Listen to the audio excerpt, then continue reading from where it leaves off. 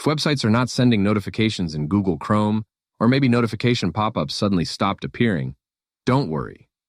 This is usually caused by one small setting being turned off. Start by opening Google Chrome on your computer.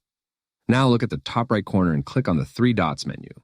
From the drop-down menu, tap on Settings. Once you're inside Settings, go to Privacy and Security on the left side. Now click on Site Settings. Then scroll a little until you find Notifications and open it. Right here is the setting that controls notification permissions in Chrome. If Don't Allow Sites to Send Notifications is enabled, websites won't even be able to ask for permission. So switch it to Sites Can Ask to Send Notifications. This does not automatically allow notifications from every website. It simply gives sites permission to ask you first.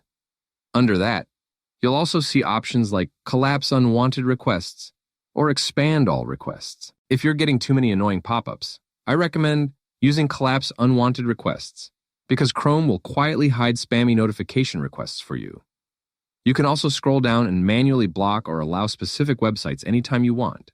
After changing the setting, refresh Chrome or reopen the website you want notifications from, and it should start working again.